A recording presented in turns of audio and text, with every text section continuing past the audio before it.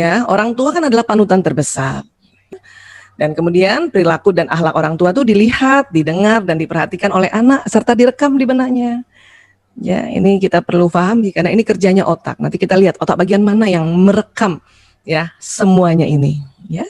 Kemudian juga apa? Ya, orang tua membentuk peradaban, dan beradab itu bukan keterampilan, itu adalah kebiasaan.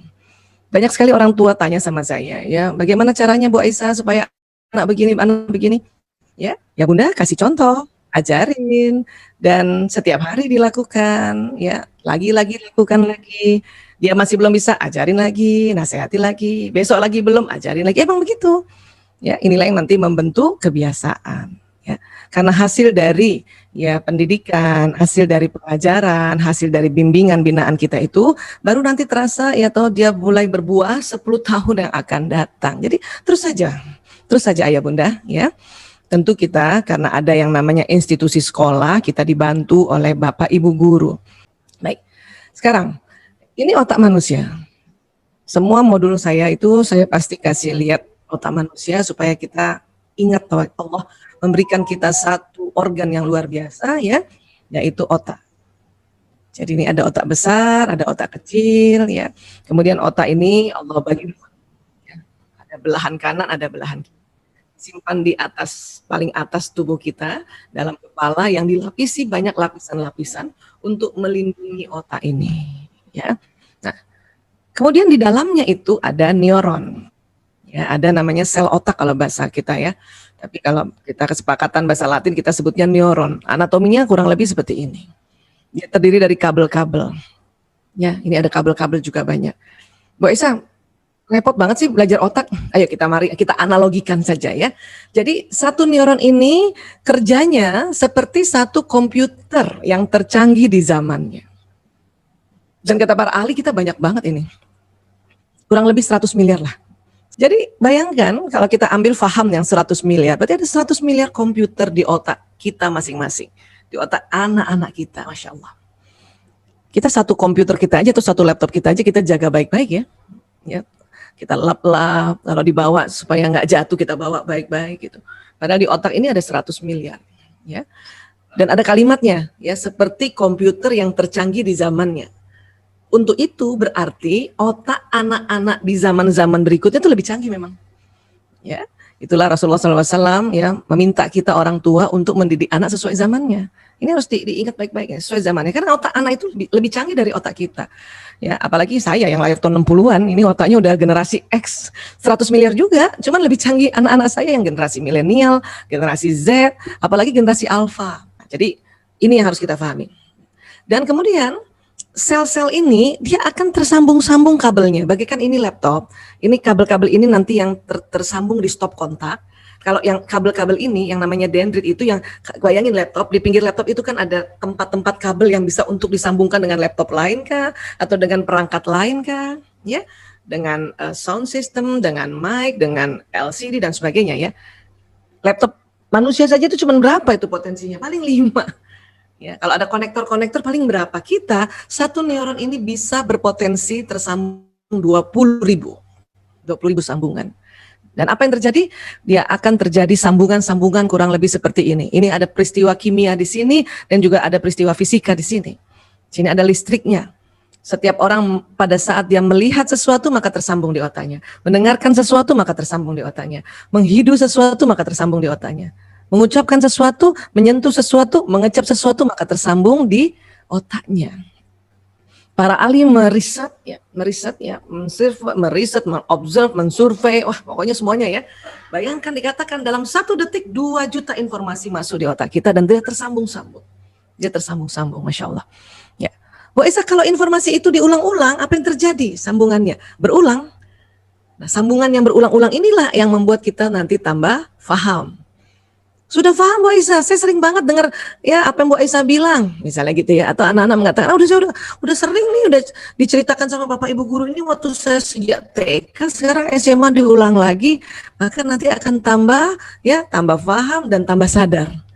Ya, kenapa? Karena terjadi pengendapan, karena terjadi sambungan-sambungan yang berulang. Ini yang ada di otak kita. Ya, begini seperti ini. Nah, kemudian ya Ada lagi namanya istilah di antara 100 miliar neuron itu disebutnya neuron cermin. Apa itu Bu Aisyah neuron cermin? Ya. Jadi para ilmuwan ingin menguraikan kaitan antara otak dan perilaku fisik, maka mereka mencari sel-sel dalam otak itu, ya.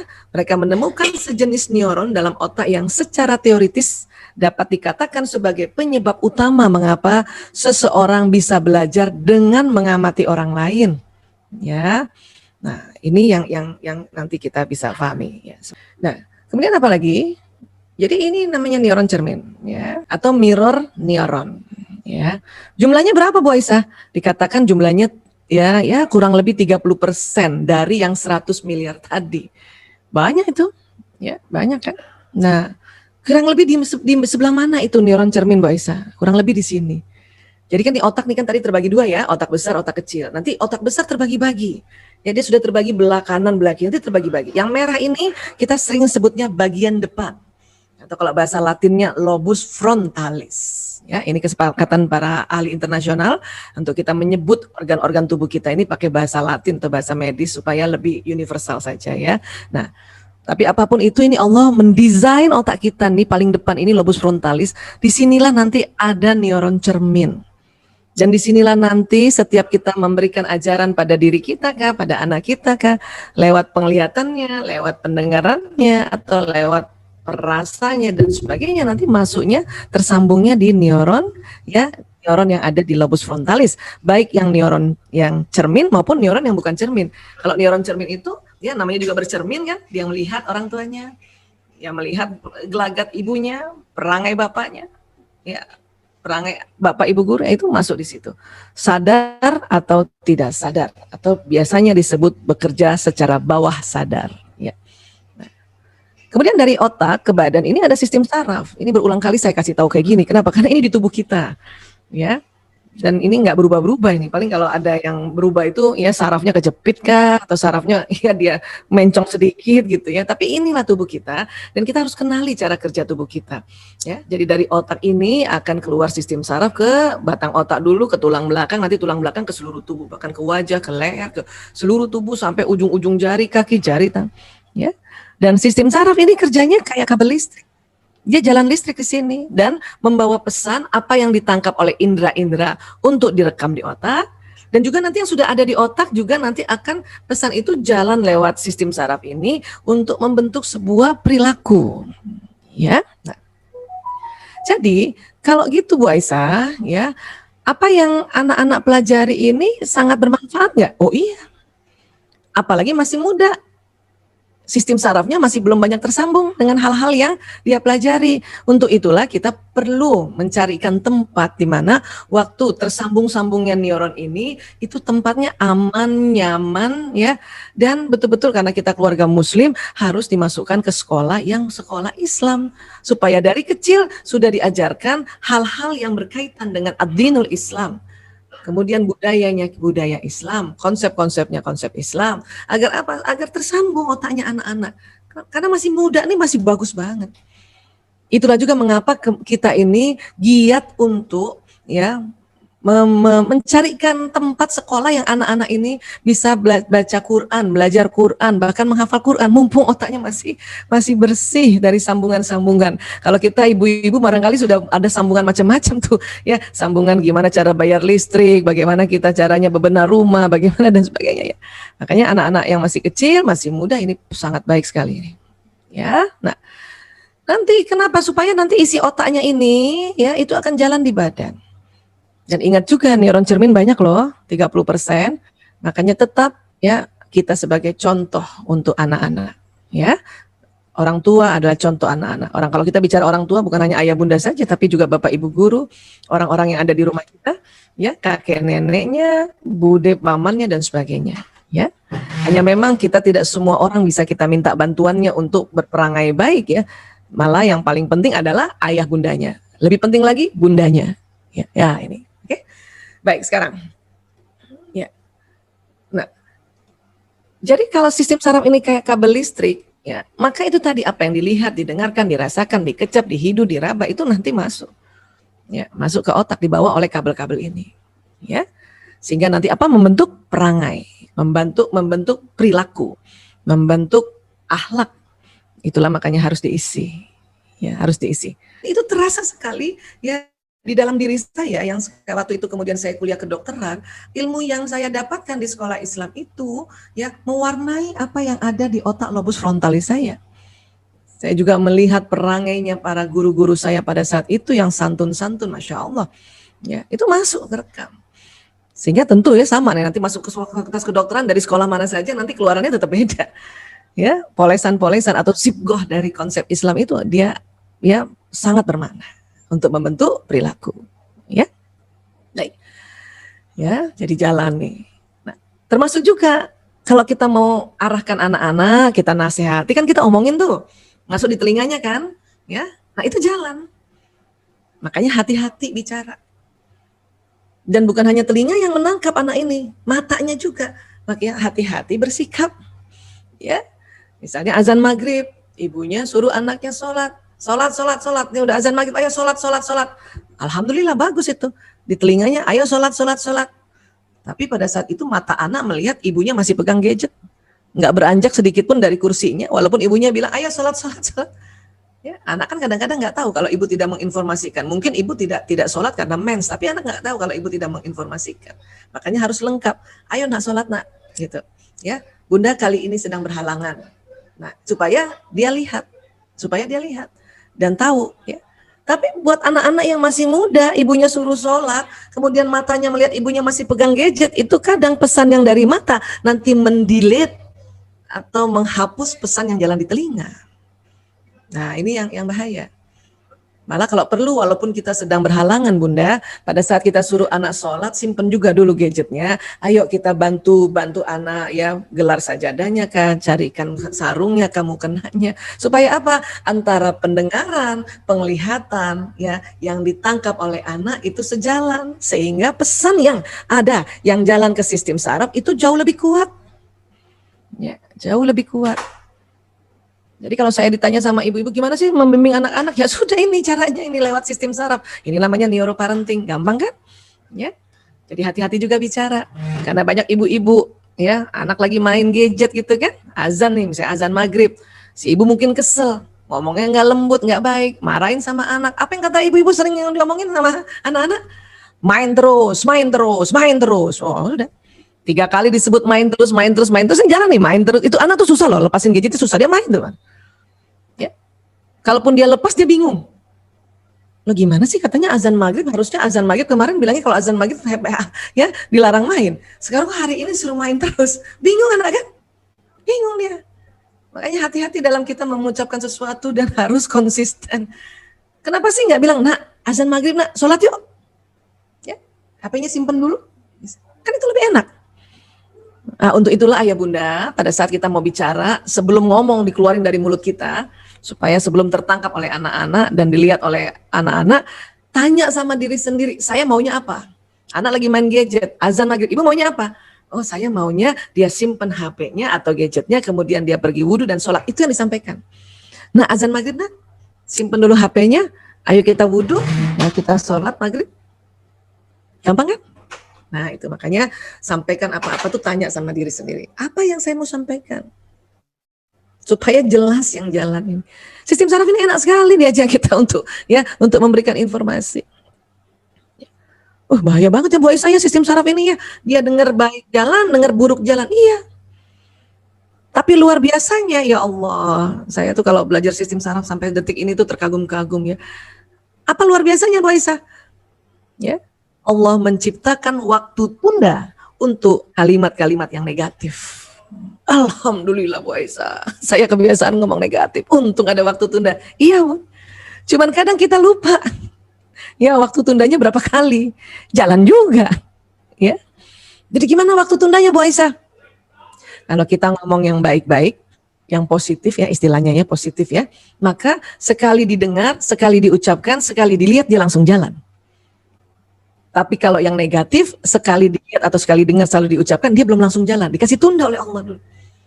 Ya, kita marah sama anak kan. Main terus, 1 kali, belum jalan.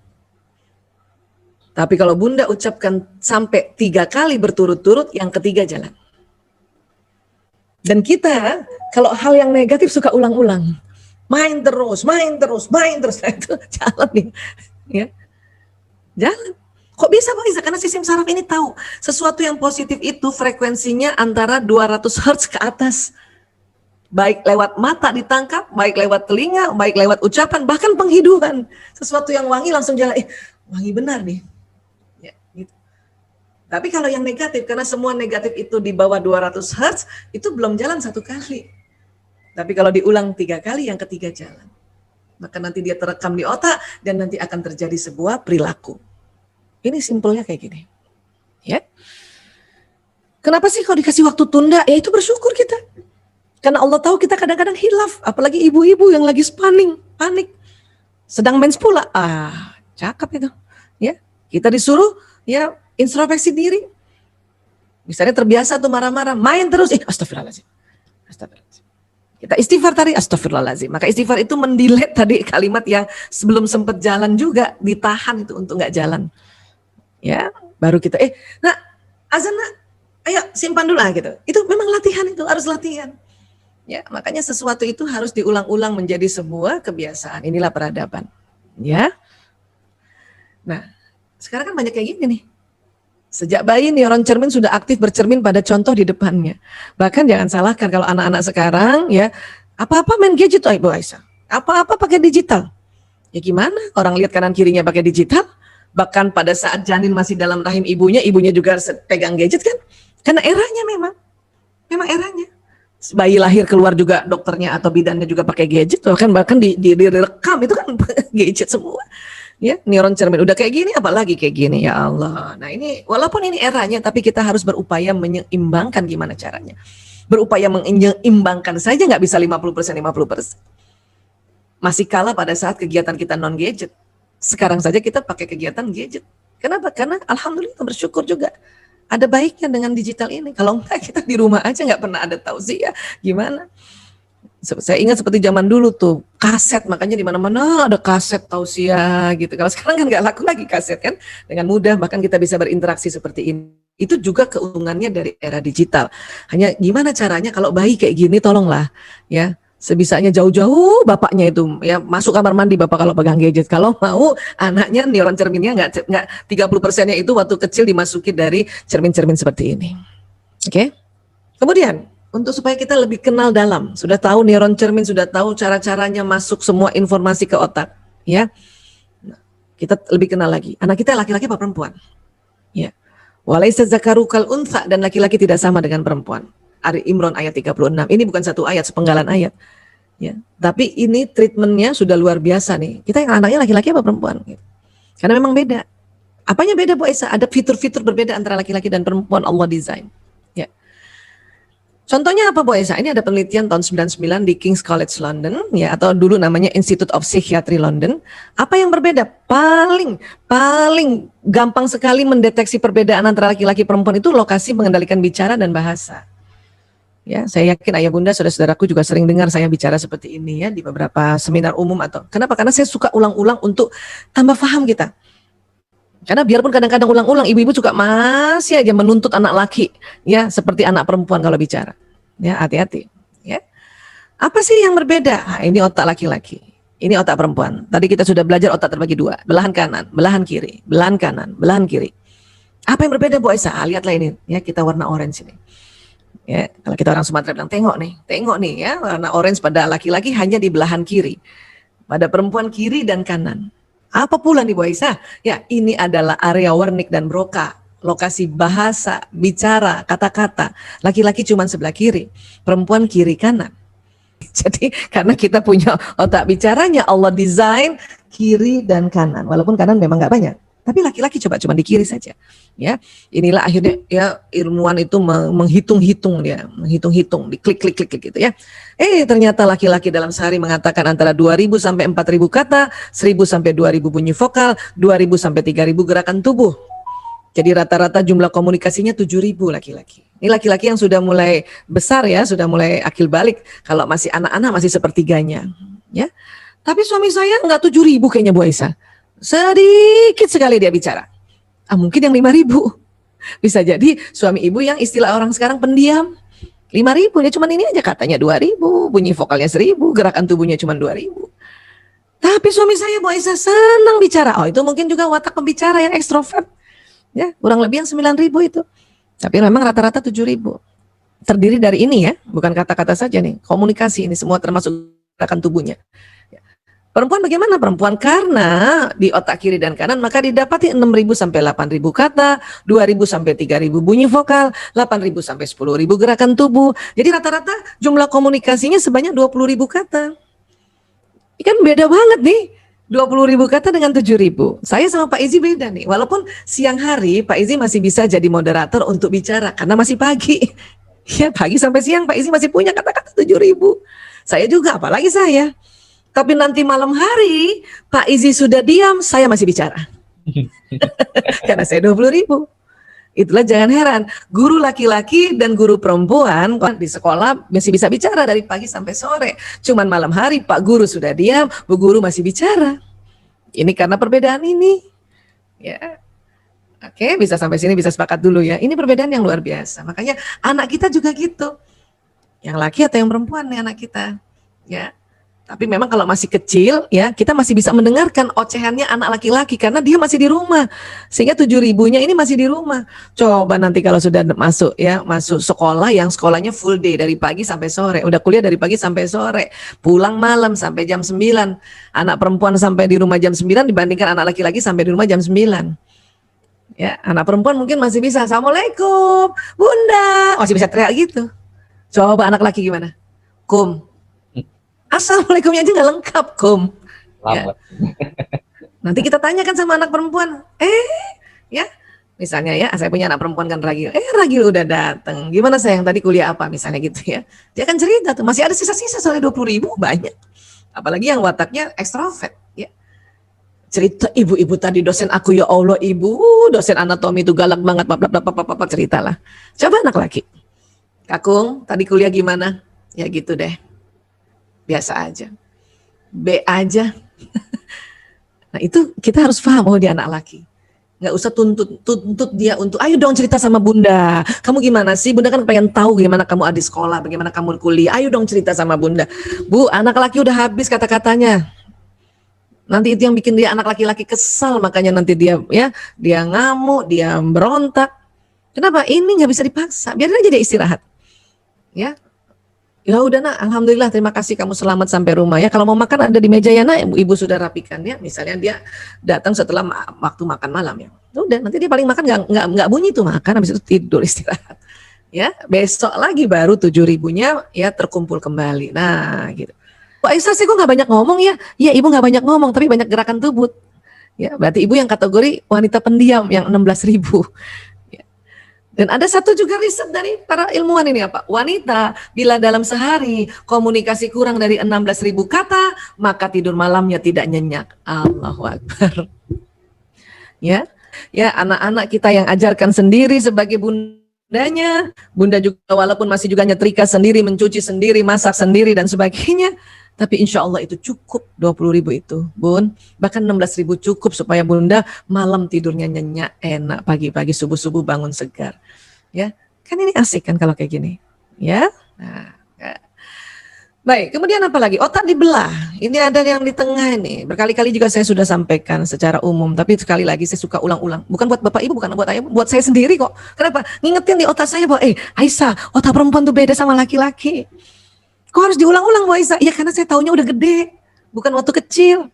Karena ilmu ini juga baru masuk di Indonesia 2006. Yang mana sih Bu Aisyah ini corpus callosum. Corpus callosum itu yang mana sih kalau di otak ini kurang lebih kayak gini, 3 dimensi kita lihat ya. Nah ini, dia di tengah. Ada laki-laki punya, perempuan punya. Tapi perempuan lebih lebar sedikit, 30%. Artinya apa Bu Aisyah? Artinya corpus callosum ini kan yang menghubungkan ya otak kiri kanan. Coba kita perhatikan ya, lihat ya. Jadi corpus callosum ini tengah, ini yang menghubungkan otak kiri kanan karena otak kiri kanan itu terbelah sebetulnya. Kalau karena perempuan lebih lebar maka otak kiri kanannya perempuan itu lebih tersambung lebih banyak nih. Ini penelitiannya Dr. Roger Brodsky, PhD. Ya, karena yang senang mau tahu lebih detail lah ini dia. Ya, ini, oke.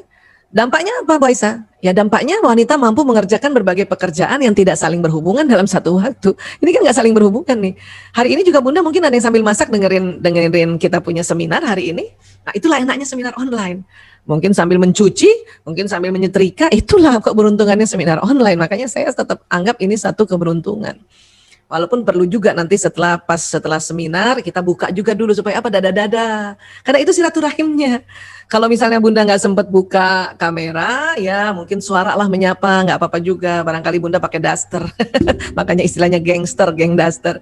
Tapi kalau mau nyapa, biarinlah pakai mukena lah, geng mukena gitu, dada-dada, Bu Aisyah misalnya gitu ya Pak. Itulah silaturahim kita sekarang. Saya senang tuh kalau di akhir acara saya suka sapa satu-satu dulu yang kameranya terbuka ya, punten yang kameranya terbuka karena nanti nggak kelihatan wajahnya. Sama aja kayak denger YouTube doang kan. Nah ini ya. Ini juga yang harusnya kita bersyukur ibu-ibu bahwa Allah sudah desain otak kita. Sudahlah ngomongnya banyak 20.000 tadi ya komunikasinya, otak tengahnya tebal. Terus apa lagi? Yang bikin capek itu kita karena ngeluh terus. Apa-apa aku, apa-apa aku, apa-apa aku. Ya, bapaknya cuma duduk baik. Misalnya gitu ya. Nah, emang beda sih otaknya, Bu. Oke? Dan begitu juga anak perempuan, dia multitasking. Kalau main sambil ngomong, bisa begini nih perempuan ini. Sambil ngomong anak perempuan. Jadi kalau Bunda punya anak perempuan masih kecil dan sambil main sambil ngomong, itu dalam hati kita bilang, ya Allah perempuan banget. Ya, sudah jangan dikomen, jangan langsung kita merasa ya main-main aja, ngomong-ngomong aja, nggak bisa begitu. Anak perempuan memang begini dari kecil itu otaknya. Ya. Nah, laki-laki bagaimana? Laki-laki dibuat otaknya untuk pekerjaan khusus oleh Allah. Jadi pada saat laki-laki fokus pada pekerjaan di depannya, setelah 10 menit ke atas otaknya konsentrasi dan pendengarannya menurun. Setelah 10 menit ya laki-laki hanya dapat mengerjakan satu pekerjaan dalam satu waktu. Dia nggak bisa multi kayak kita gitu. Kalau dia paksa begitu memang bisa, tapi capek banget otaknya. Ya. Nah, makanya dikatakan ketika pria membaca koran, baca buku, pegang gadget, dan nonton TV, pria tidak mendengar apa yang dikatakan wanita. Itu juga yang mendasari kenapa ibu-ibu panggil suaminya yang sudah asik melihat fokus ke depan, nggak bisa cuma 1 kali, minimal 3 kali. Itu juga pada anak laki-laki. Abi, istri kan kalau panggil suaminya kepengennya cantik. Cuman karena nggak ngerti ilmunya, waktu panggil cantik nggak nengok, nah itu 1 oktav tidak punya suara. Abi. Jadi pas suaminya nengok, muka istrinya sudah tidak cantik. Makanya banyak bapak-bapak tanya sama saya, Bu Aisyah, saya heran, kenapa istri-istri kalau manggil itu marah? Saya cuma bilang sama bapak-bapak, Pak itu panggilan keempat Pak. Yang istri bapak cantik panggilan pertama sama kedua. Apalagi dia nggak punya ilmu, marah lah Pak. Ya, kalau kita panggil baik-baik udah cantik nggak jawab, nggak punya ilmu lagi ya Pak. Sekarang gimana Bu Aisyah kalau sudah punya ilmu? Nah harus berubah dong. Itu gunanya kita belajar. Saya pun juga demikian begitu. Makanya langsung berubah. Gimana cara berubahnya? Maka setiap saya panggil suami atau panggil anak laki-laki, apa yang saya lakukan? Pertahankan senyum sampai panggilan kelima. Ayah, halo ayah. Itu pertahankan senyum sampai panggilan kelima. Insya Allah bapak-bapak nengok kalau nggak ketiga, keempat dan kita masih cantik. Itu yang namanya belajar. Ya, kalau misalnya sudah tahu ini, kemudian juga masih marah-marah, itu cuma baru tahu, belum paham. Masih syukur sih daripada udah nggak tahu nggak paham pula. Ya, nah, oke. Dan kalau mau memberitahu pada suami untuk bahwa makanan sudah siap, tolong tidak sambil lalu. Laki-laki tidak bisa kalau dia sudah konsentrasi. Abi, ayo kita makan, cuma sambil lalu. Punten, maaf sekali. Ya, bukan sengaja dia tidak mau dengar, memang sedang konsentrasi, pendengarannya menurun. Oke? Begitu juga anak laki-laki. Karena anak laki-laki yang paling sering dimarahin oleh bundanya. Kenapa? Karena kita menganggap harusnya dia sama dong dengan aku. Aku aja kalau bapaknya ngasih tahu sekilas aja langsung dengar. Kita maunya begitu. Padahal otaknya beda. Panggillah anak yang sedang seperti ini. Dia nggak jawab, bundanya marah. Ditarik itu punya gadgetnya dia. Diambil gadgetnya. Anak tuh bingung loh. Bunda kenapa gadget aku diambil? Habis kamu dipanggil nggak jawab. Terus dia nanya, kapan manggilnya? Karena dia nggak tahu kan, orang nggak dengar, orang lagi fokus. Ya, ini yang suka merusak fokus anak-anak nih kalau kita begitu. Oke, terus apa lagi Bu Aisyah? Ini yang buat anak-anak laki-laki itu marah sama kita, walaupun dia nggak bisa ungkapkan. Kenapa? Karena masih kecil. Apa yang bahaya? Pas nanti SMP SMA, bahaya banget. Saya tahun 98 ini ngurus narkoba. Saya memang ngurus slankers Pak, yang apalagi slankers yang mabok, itu memang saya urus. Semuanya itu begitu, kenapa? Itu tadi, pola asuh yang orang tua tidak mengenal lebih dalam anaknya, sehingga apapun yang terjadi dimarahin, apalagi anak laki. Makanya hampir semua penyimpangan pada anak laki-laki. Ya, kenapa terzolimi oleh ibunya sendiri? Karena kita nggak tahu otaknya. Ya, makanya perlu belajar, perlu belajar. Oke? Baik, kemudian mata aja juga beda. Perempuan kalau ngeliat ke depan, Bunda, kita kiri kanan bisa lihat. Laki-laki nggak bisa. Laki-laki kalau lihat ke depan, betul-betul lihat ke depan, kiri kanan dia nggak lihat. Kok bisa begini Bu Aisyah? Ini karena retina mata yang Allah buat, sel kerucutnya pada perempuan lebih banyak. Sehingga perempuan kalau lihat ke depan, kanan kiri bisa ngeliat. Ini saya lihat ke depan aja masih bisa lihat Mbak Nining di samping saya, padahal jauh banget ya. Masih bisa lihat lemari yang ada di kanan saya, padahal mata saya ke depan. Laki-laki nggak bisa begitu. Cuman laki-laki punya kemampuan melihat ke depan lebih panjang daripada perempuan. Ya, ini pembagian tugas memang perempuan ini, ibu-ibu ini jago untuk kerja dalam rumah. Bapak-bapak ini jago kerja di luar rumah. Untuk apa? Untuk berburu, mata berburu dia, berburu nafkah. Sekarang kan apa yang berburu Bu Aisyah? Udah nggak di hutan, ya tapi kan berburu gedung, berburu rumah. Kan sekarang berburu nafkahnya kan dari gedung ke gedung, dari office ke office, dari rumah ke kantor. Nah, waktu berburu itu kan tetap berburu dia. Dengan apa ya? Dengan kendaraan dia cari mana gedungnya itu. Makanya anak bapak-bapak itu dari jauh gedung udah kelihatan tuh. Suami saya aja gitu tuh. Ah itu dia tuh gedungnya udah kelihatan. Masih jauh loh. Saya yang matanya nggak lurus ke depan itu bingung. Mana sih? Mana sih kata suami saya, itu masa gitu aja nggak kelihatan, mana sih? Nah itu gara-gara itu bisa berantem loh. Dan kita tersinggung karena dibilangin apa, masa gitu aja nggak kelihatan, mana sih? Memang mata kita nggak bisa panjang Bunda, cuman lebar mata kita. Itulah makanya Bunda kalau lagi masak di dapur, matanya ada di masakan, maaf ada tikus lewat Bunda lihat, ada kecoa lewat Bunda lihat, padahal matanya Bunda di masakan. Ini pembagian tugas oleh Allah untuk perempuan jago menjaga sarang. Dan begitu juga pada anak laki-laki. Jadi kalau punya anak laki-laki, dia sedang konsentrasi di sini, Bunda berdiri di sampingnya, atau ibu guru berdiri di sampingnya, dia nggak lihat. Ya. Bayangkan, sudahlah matanya lurus, kalau dia fokus 10 menit, pendengarannya menurun. Makanya nggak lihat. Banyak ibu-ibu marah sama anak lakinya, kamu nih, Bunda ada di samping nggak kelihatan, kamu nggak lihat, emang nggak lihat. Bukan sengaja nggak dilihat, emang nggak lihat. Jangankan anak laki, bapaknya juga begitu. Istrinya ada di samping, bapaknya nggak lihat, ya kan? Istri-istri jadi baper. Saya tuh pernah baper begitu. Saya berdiri di samping suami saya atau duduk di samping, tapi nggak ngomong-ngomong, diem, tiba-tiba duduk. Ya, suami saya nggak dengar lagi fokus.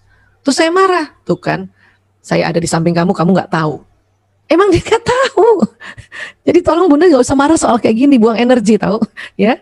Mending kita ngerti, oh iya ya, dia laki-laki banget. Kenapa? Aku duduk di sampingnya dia nggak lihat. Mending Bunda ke depannya tarang gitu, kelihatan deh, ya. ini Allah yang buat, yang desain. Ilmuwan kan cuman mensurvei, mengobservasi, meriset, oh kayak gini gitu. Makanya hati-hati nih, kita anaknya laki apa perempuan. Ini penting untuk dalam mendalami siapa anak kita nih. Oke? Okay? Nah, itulah makanya ibu-ibu atau perempuan kalau cari barang kan gampang kan? Coba laki-laki. Bun, telur mana Bun? Di kulkas nak. Nggak ada Bun, ada nak. Nggak ada Bun, ada nak. Itu dia orang matanya lurus cari telur, orang telurnya ada di samping. Nanti Bundanya langsung, nih apa? Makanya cari pakai mata. Ah, itu kalimat yang paling nggak disuka laki-laki. Suruh cari pakai mata. Kenapa? Karena laki-laki sudah cari pakai mata. Cuman dia sendiri pun nggak tahu kalau matanya lurus. Makanya bapak-bapak cari kunci juga bingung. Kunci mana kunci mau padahal ada di sampingnya. Itulah juga tugasnya istri. Ini loh Abi, udah senyum aja. Ya usah ada kalimat, makanya cari pakai mata. Senyum aja, inilah Abi. Dalam hati aja, ya Allah mata laki-laki banget. Itu jauh lebih baik. Ya. Karena banyak di antara kita tuh keselnya gara-gara itu. Makanya dan laki-laki nggak suka dibilangin gitu. Terus terang, kalimat makanya itu nggak suka. Ya, itu nanti dia nggak betah di rumah. Hati-hati. Oke. Sekarang, ya tadi kita sudah belajar lobus frontalis untuk merekam apa yang diajarkan. Bahkan juga di sini ada neuron cermin. Kita sudah tahu juga sistem di dalam otaknya laki-laki perempuan. Walaupun itu belum lagi semuanya ya, kita yang penting-penting saja saya pilihkan dengan waktu yang singkat ini. Kita tahu ini korpus kolosumnya perempuan lebih tebal daripada ya laki-laki. Kita tahu otak bicaranya ada di lobus frontalis kiri pada laki-laki, perempuan kiri dan kanan. Sekarang untuk lebih dalam lagi, ya kita juga sudah tahu tadi retina matanya, telinganya dan sebagainya. Sekarang lebih dalam lagi apa? Kita mau tahu tentang apa yang ada di sini nih, bagian kuning ini namanya lobus parietalis. Parietalis di tengah dia. Dan ada kanan kiri. Ada apa di situ Bu Aisyah? Iya ada neuron-neuron. Tapi isinya apa Bu Aisyah? Nah ini yang luar biasa. Ditemukan di sini isinya apa? Watak bawaan dan bakat. Multiple intelligence itu ya kurang lebih ada di sini. Nanti dia berinteraksi yang di depan, berinteraksi ke belakang, ya ke tengah dan sebagainya. Tapi neuron-neuronnya itu Allah sudah kasih data-datanya di sini. Itu sudah ada. Ya. Kalau kita bicara masalah takdir, takdir itu dianalogikan sebagai program, takdir kodarnya manusia ada di sini memang lobus parietalis. Sini, di sini, di sini. Temporalis, occipitalis ini dan otak kecil. Memang yang di lobus frontalis dia sistem saja sudah ada, data belum ada. Nah, itu yang kita masukkan. Ya. Ya, makanya anak sebagai kertas putih, orang tuanya yang menuliskan itu yang ini, yang bagian merah ini di frontalis tadi. Itulah gunanya kita masukkan sekolah yang baik, ya, nuansa lingkungan yang baik. Yang mahal kan kita beli lingkungannya. Ya, jangan sembarangan cari lingkungan rumah. Kalau kita tahu di lingkungan rumah ya tetangganya ada bandar narkoba banyak, itu sebaiknya bismillah minta doa sama Allah ya, lapangkan rezeki untuk pindah cari. Sekarang alhamdulillah kan banyak sekali di mana-mana itu membuat sebuah pemukiman yang pemukiman yang aman nyaman. Ya. Nah, tapi kalau misalnya belum ada uang Bu Aisyah pindah, ya Allah susah banget Bu Aisyah, udah doa kenceng tuh supaya ya lingkungan tidak mewarnai di lobus frontalis anak-anak yang terlalu banyak, ya. Kita aja. Dan sekarang kita sudah masuk ke lobus parietalis. Kita harus tahu juga watak bawaan anak ini apa, bakat apa.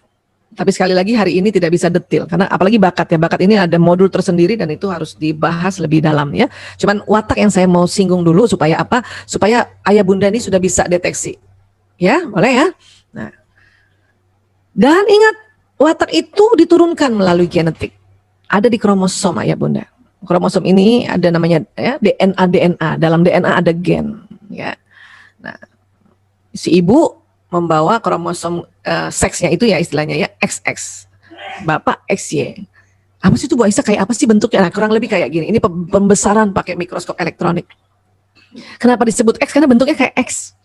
Kenapa sih disebut Y? Karena begini nih, pada laki-laki gini nih, seperti ini. Cuman kata ilmuwan, apa namanya ini? Ya sudah, ini karena dinamakan X, kita namakan saja Y ini, walaupun nggak Y banget.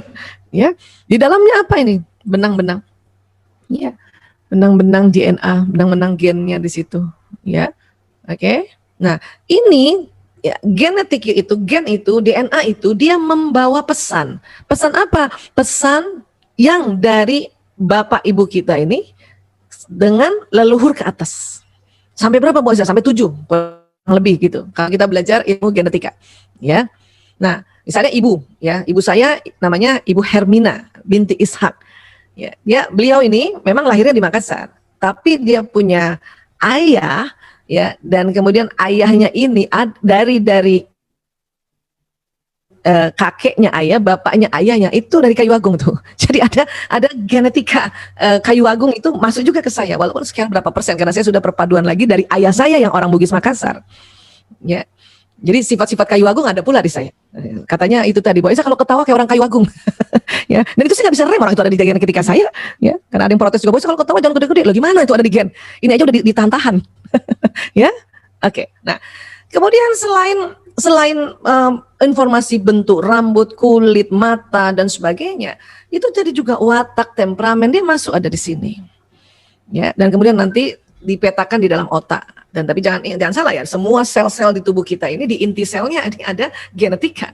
Ya, itulah makanya mengapa bisa kelihatan watak seseorang dari wajahnya, dari perangainya, dari senyumnya, dari sudut matanya, dari sudut bibirnya. Itulah kalau jangan heran kalau nanti ayah bunda, bapak ibu guru sudah belajar konsep watak, bisa mendeteksi, oh anak saya yang ini nih, murid saya yang ini nih, oh Pak Guru yang ini. Ya, tapi tentu harus ngerti dulu konsepnya. Oke? Nah, dalam Islam bagaimana? Ini ada di Al-Isra ayat 84, bahkan ini duluan dibanding penelitian-penelitian. Ya. Bismillahirrahmanirrahim. Qul kullu ya'malu ala syakilatihi. Farabbukum a'lamu biman huwa ahda sabila. Katakanlah wahai Muhammad, setiap orang berbuat sesuai dengan pembawaannya masing-masing. Nah, inilah pembawaan masing-masing, inilah yang ditemukan oleh ilmuwan. Inilah adalah teori genetika. Ya. Dan ingat, setiap yang dibawa itu semua pasti bagus. Kenapa? Karena Allah tutup ini ayat ini, farabbukum a'lamu biman huwa ahda sabila. Maka Tuhanmu lebih mengetahui siapa yang lebih benar jalannya. Itulah kita nggak boleh banding-bandingin, termasuk bandingin diri kita. Kemarin ada ibu-ibu kesel sama anaknya. Kenapa? Karena merasa waktu si ibu itu di usia yang seperti itu nggak kayak gini. Itu jangan dibandingin begitu, Bu. Anak nggak suka dibanding-bandingin. Ya, termasuk dengan kita, bunda dulu, ayah dulu, itu langsung anak-anak langsung bales, boring. Anak sekarang apalagi jujur, ya. Kalau kita mungkin dulu orang tua kita cerita juga boring, tapi kita nggak berani ngomong kayak gitu. Itu juga era itu. Itu budaya pada era itu. Sekarang budaya pada era ini apa? Kejujuran. Ya, kita ngomong udah ulang-ulang boring kata anak-anak. Ya, kalau anak saya begitu saya langsung dalam hati saya, ya Allah jujur banget. Ya, nah, oke. Baik, kemudian Allah juga ya berfirman di Asy-Syam ayat 8 dan 9 ya. Bismillahirrahmanirrahim. Fa'alhamaha fujuraha wa taqwaha. Maka Allah mengilhamkan kepada jiwa itu jalan kefasikan dan ketakwaannya. Ilmu neuroscience mengatakan jiwa itu Tuhan taruh di otak. Makanya disebutnya jiwa di otak. Dan di situ ada jalan kefasikan dan ketakwaan. Inilah para ahli yang mengistilahkan ada kelemahan dan kekuatan di dalam jiwa itu. Ya, dan Allah juga sudah kasih caranya. Qad aflaha man zakkaha. Sesungguhnya beruntunglah orang yang mensucikan jiwa itu. Ya, tentu cara mensucikannya selalu ingat Allah. Kita selalu beristighfar. Setiap ada kelemahan, astagfirullahaladzim. Ya, setiap ada kelemahan kita astagfirullahaladzim, itu mensucikan. Termasuk juga kita belajar, kita kaji apa sih itu dalam rangka mensucikan kita. Ya. Nah, jadi di sini tadi sudah dikatakan ada watak bawaan, ya, watak pembawaan. Ya, dan tentu juga ada bakat. Nah, kemudian itu tadi ada jalan kefasikan dan ada jalan ketakwaan. Itulah para alim mengatakan ada kelemahan dan kekuatan. Di sini memang ada itu. Nggak usah diajarin sama orang tua juga dia udah ada ketakwaannya. Tinggal di apa? Tinggal diakses, tinggal diperkuat neuronnya tadi, disambung-sambungin neuron kabelnya. Dengan apa? Dengan ucapan pujian, dengan ucapan penguatan, dengan perilaku penguatan dipeluk misalnya, ya. Dengan dilakukan memberikan satu gift barangkali sebagai penguatan bahwa oh, itu bagus nak, kuat itu bagus, itu ketakwaan lo, kekuatan itu maksudnya, ya. Tapi Bu Aisyah saya kok udah umur kayak gini, umur berapa emang Ibu? 40-an, yang 40-an lah ini. Kenapa? Rasanya kok watak saya udah nggak kayak waktu kecil ya? Apakah berubah watak saya? Tidak berubah, watak bawaan tetap ada di sini. Cuman dia diukir. Makanya itulah istilahnya dibentuk karakternya. Lewat apa? Lewat ilmu-ilmu yang kita serap di lobus frontalis. Bahkan terkadang karena kita sudah menikah dengan pasangan yang wataknya beda, maka watak pasangan masuk di dalam lobus frontalis kita. Maka itu istilahnya watak pembelajaran. Ya. Tapi watak bawaan tetap ada di sini, dia masih makin kuat, dia kuat. Ya. Misalnya nih, saya orang introvert, yang biasanya selalu maunya di rumah. Tapi karena suami saya ekstrovert, ya bayangin udah sekian puluh tahun menikah, akhirnya ya dalam 7 hari saya nggak di rumah. Dalam 7 hari adalah 2 hari keluar. Itu namanya waktu pembelajaran itu yang keluarnya tadi. Ya, karena sudah umur. Tapi kalau masih kecil anak kita, apalagi masih TK, SD, itu masih sangat bisa dilihat watak bawaannya, jelas banget. Itulah dalam ilmu-ilmu teori watak, kalau teman-teman psikolog membuat sebuah ya form atau membuat sebuah tes tentang watak, kita disuruh ingat waktu masih kecil. Ya, ingat-ingat waktu masih kecil, kebiasaan waktu kecil. Ya SD lah, kalau mungkin TK nggak ingat, SD atau SMP. Karena itu akan mendekati ya terhadap ya identifikasi dari watak bawaannya gitu. Tapi kalau kita usia udah di 40, apalagi 40 ke atas ya, 30 ke atas saja sudah mulai ada pembelajaran. Makanya suka bingung sendiri, kok semuanya udah ada di watak saya ya kan gitu. Ya. Nah, sekarang karena anak-anak masih kecil kita cari ya watak bawaannya apa ya? Boleh? Ya. Bu Aisyah, kan katanya kita semua harus uswatun hasanahnya Rasulullah SAW. Betul. Itulah makanya harus lobus frontalis ini, pembelajarannya ini kita masukkan tentang bagaimana Rasulullah itu. Makanya sejak anak-anak kita ceritakan kisah Rasulullah. Mulai dari sebelum lahir barangkali, ya. Mulai dari Adam alaihissalam terus itu masukkan di situ supaya ya di lobus frontalisnya neuron mirrornya itu ya juga bercermin kepada Rasulullah, bercermin kepada para nabi, bercermin pada para rasul. Ya. Karena neuron cermin itu bisa juga bukan hanya lewat mata, bukan lewat telinga. Apalagi sekarang ada buku-buku kisah sirah yang dibuat oleh saya, salut banget sama ya orang-orang yang buat dan juga penerbit buku bikin berwarna. Kemudian ada ilustrasinya, masya Allah. Dan kan bisa lihat lewat mata. Dan ini neuron cermin yang bisa terisi. Itulah juga nanti yang bisa membentuk karakter watak. Watak sama karakter beda ya. Watak bahan dasarnya, karakter itu bentukannya. Kita masukkan sekolah Islam supaya anak ini berkarakter ya muslimah ya. Nah itu namanya mengukir. Tapi kita harus tahu dulu wataknya apa ini anak. Bahkan bakatnya apa. Sekali lagi mohon maaf bakat kita tidak bahas hari ini karena nggak cukup waktunya ya. Karena ini banyak banget soalnya ya. Sekarang, anak dan orang tua yang jenis kelamin sama dan watak yang sama itu kayak orang bercermin. Jadi hati-hati ya. Ada saya punya observasi ya, survei sebetulnya. Survei ya, bukan meriset, survei. Survei kecil-kecilan selama tahun 98 sampai sekarang. Hampir anak-anak yang menyimpang itu, kalau dia anak laki-laki, saya udah bilang sama tim saya sebelum saya panggil orang tuanya ya.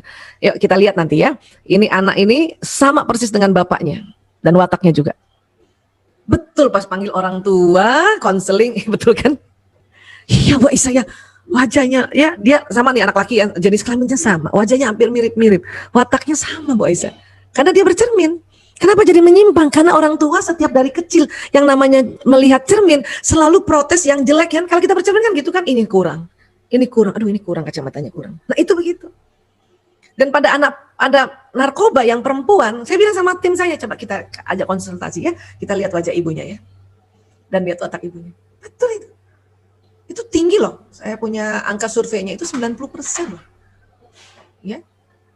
Makanya sekarang daripada nanti anak jadi masalah, ya buat ayah bunda yang punya anak sama jenis kelaminnya dan pas kita deteksi, ih wataknya sama aku, ya, itu mulai hati-hati, jangan terlalu sering tegur dia, salahin ini, karena bunda bercermin, ayah bercermin pada dia. Ya. Kalau beda jenis kelamin gimana Bu Aisyah? Itu biasanya nggak terlalu masalah itu, malah bagus kali. Beda jenis kelamin. Saya misalnya saya perempuan, ya punya anak laki, mukanya mirip sama saya, watak itu malah bagus dia, ya. Walaupun mungkin nampaknya bercermin, tapi karena kita bercerminnya tidak terlalu plek sama, makanya nggak terlalu masalah. Ya, ini survei kecil-kecilan ya. Lumayan ya 22 tahun mensurvei kan lumayan. Oke. Baik, kemudian. Terus kalau nanti kita Bu Aisyah bilang tadi kita belajar watak, kita bisa jadinya lihat watak orang, bisa dong. Apalagi setiap sel-sel ini kan ada informasi genetikanya, apalagi juga informasi yang di otak ini jalan lewat sistem saraf. Makanya mudah. Tapi ingat ya, bukan tebak-tebakan ya. Kita konfirmasi sedikit juga. Ya, sesering mungkin ya. Saya alhamdulillah ya, saya belajar watak itu tahun 2000. Ya katakanlah ya sudah 21 tahun ya, tapi tetap harus konfirmasi sedikit. Ya, cara mengkonfirmasinya gampang. Nanti kita lihat aja. Ya. Contoh kayak hari ini nih, kita belajar watak. Oke? Watak terbagi 3 besar. Nih, jadi watak nih terbagi 3 ya Pak, ada introvert, extrovert, ambivert. Ya, apa sih sebenarnya Bu Aisyah? Ini namanya gaya dialog. Ya, nanti kita lihat ciri-cirinya. Introvert itu biasanya gaya dialog ke dalam. Lebih sering bicara sama dirinya sendiri dulu, kalau sudah matang baru mau ngomong sama orang. Kalau extrovert kebalikannya, ngomong dulu sama orang, kalau sudah matang baru dia ngomong sama dirinya sendiri, itu extrovert. Ya, ambivert separuh-separuh. Ada nih yang begini memang. Dan ini semuanya bagus ya. Al-Isra 84 tadi sudah menyatakan bahwa ini pembawaan masing-masing dan hanya Allah yang tahu mana yang benar. Ya, jadi nggak boleh kita menghina, oke? Nah, sekarang ciri-cirinya. Ya, introvert ini adalah orang yang lebih memilih ada di tempat sepi. Sebisanya kalau dalam 7 hari, 7 harinya tempat sepi. Kecuali ini tadi saya sudah bilang umur membuat kita pembelajaran. Tapi kalau punya ada anak yang bunda di rumah aja, ayo nak kita kasih bunda aku di rumah aja. Bisa jadi anak-anak itu yang introvert. Ya, bunda juga begitu. Nah, kalau ekstrovert bagaimana? Ekstrovert ini lebih semangat ketemu orang baru. Lebih semangat. Makanya ciri khasnya pengen selalu keluar kan. Nah kemudian satu lagi ambivert. Kalau ambivert itu tergantung sikon. Misalnya hari 7, ya kadang minggu ini yang 3 hari di tempat rumah sepi, 4 hari yang keluar. Minggu depannya 4 hari yang di rumah, 3 hari yang di luar. Itu tergantung sikon. Ya. Nah cirinya apa lagi? Introvert adalah lebih produktif di tempat tertutup. Ya. Tapi anak ekstrovert dia lebih produktif di tempat terbuka. Ya, makanya selalu mau keluar. Kalau anak ambivert separuh-separuh, ya bisa keduanya, ya. Nah kita juga begitu orang tua kayak gitu, oke? Nah kemudian introvert, extrovert dan ambivert. Introvert terpulihkan energinya saat sendirian. Jadi anak introvert itu kalau dia sendiri tuh malah sehat ya gitu. Extrovert lain lagi, terpulihkan energinya saat beramai-ramai. Kalau ada ayah bunda yang extrovert lagi capek sakit malah mau keluar. Aku mau keluar, ya, mau nak ketemu teman-teman nih, kawan-kawan baik nih, ya, ngomong-ngomong sehat, atau dia pergi ke mall sehat, itu berarti ekstrovert. Kalau introvert nggak bisa kayak gitu, nggak, gue harus istirahat, nggak bisa nih, nggak bisa, itu introvert. Ambivert ya tergantung situasi kondisi, kadang dia mau di luar, kadang mau dia, ini ambivert namanya juga ambivert separuh-separuh, ya. Nah, introvert apa lagi introvert? Lebih suka bekerja atau belajar sendiri. Ekstrovert lebih suka bekerja atau belajar dalam tim. Ekstrovert Dan kalau ambivert bisa sendiri, bisa juga beramai-ramai. Ini harus kita pahami ya. Ya. Karena kalau dikit-dikit anak dimarahin dia bingung terus ngapain, nanti hati-hati dia depresi. Ya. Baik, kemudian introvert biasanya akan banyak berpikir sebelum mulai bicara. Ekstrovert biasanya akan mengatakan apapun yang dipikirkan, makanya dia ceplos-ceplos ya. Anak ekstrovert. Bunda kalau ada anak dikit-dikit komen, oh itu dia ekstrovert itu. Tapi ada anak dia diem dulu, kalau ditanya baru dia komen. Itu pun butuh waktu beberapa menit atau beberapa jam baru dia memberikan ya informasinya. Itu introvert. Kalau ambivert ya separuh-separuh lagi, bisa banyak pikir, bisa lebih banyak bicara, tergantung minggu ini moodnya apa, ya. Nah, introvert cenderung lebih pendiam, ekstrovert cenderung lebih ceplas-ceplos, ambivert akan ceplas-ceplos di situasi tertentu, ya. Dan enak kalau kita udah tahu. Dan ini juga terjadi pada anak-anak, ya.